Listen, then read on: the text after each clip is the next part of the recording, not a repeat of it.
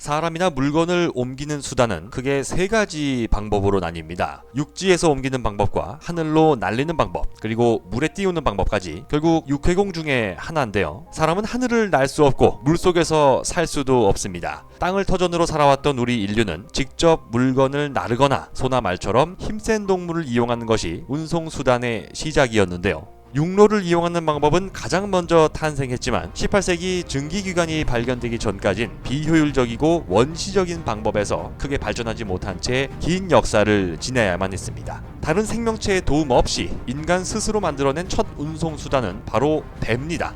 나무가 물에 뜨는 원리를 이용한 통배는 큰 통나무 가운데를 파내서 그 안에 사람이 타고 노를 젓는 인류 최초의 선박인데요. 네덜란드에서 발견된 통나무배는 기원전 7000년에 사용되었던 것으로 추정됩니다. 우리 지구는 전체 면적의 70%가 바다입니다. 또 강이나 호수처럼 육지에도 사람이 발길이 닿지 못하는 곳이 많기 때문에 물속에서 살지 못하는 우리 인류에게는 갈 수 있는 곳보다 갈 수 없는 곳이 훨씬 더 많았습니다. 그러나 배를 이용하게 되면서 우리 인류는 활동 영역과 생활 반경을 크게 넓힐 수 있었는데요. 하지만 배는 무지하게 느립니다. 하늘을 나는 비행기 속도는 시속 900km까지 찍히고 기차도 시속 300km가 나오는데 제법 빠르다고 하는 쾌속선조차도 평균 속도는 시속 50km 수준에 불과합니다. 반면 비행기는 속도는 빠르지만 활주로가 없으면 뜨고 내리지를 못하니 서로 다른 장단점을 갖게 되는 셈인데요. 그런데 이번에 대한민국이 만화, 영화나 게임에서나 보던 하늘을 날아다니는 배 위그선을 전 세계 최초 상용화에 나섰습니다. 바다에 배를 띄우려면 선급 증서라는 것을 발급받아야 하는데 비행이 가능한 선박이 인증을 받은 것은 대한민국이 세계 최초가 되었습니다.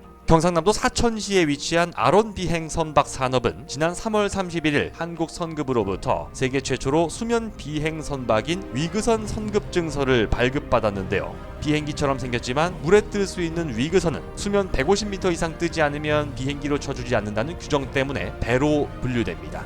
하지만 물에 닿지 않고 수면과의 공기 저항을 이용해 빠르게 바다를 건널 수 있는데요. 개발에 성공한 아론 비행 선박 산업 측에 따르면 위그선의 연료비는 일반 배보다 25%가량 저렴하고 헬리콥터의 절반 수준이라고 합니다. 이르면 내년부터 위그선은 포항과 울릉도를 잇는 항로에 투입될 수 있을 것으로 보이는데요. 대한민국은 1993년 러시아와 기술 협의를 시작하고 시속 250km로 200명까지 실어 나를 세계 최대 규모의 위그선을 만들겠다는 야심찬 계획을 세웠습니다. 하지만 개발하던 기업들의 잇따른 사업 포기 선언으로 좌초될 위기에 놓였었는데요. 이번에 세계 최초 인증에 성공하면서 연간 34조 원 규모로 예상되는 위그선 시장에서 한국은 가장 유리한 위치를 차지할 수 있게 되었습니다.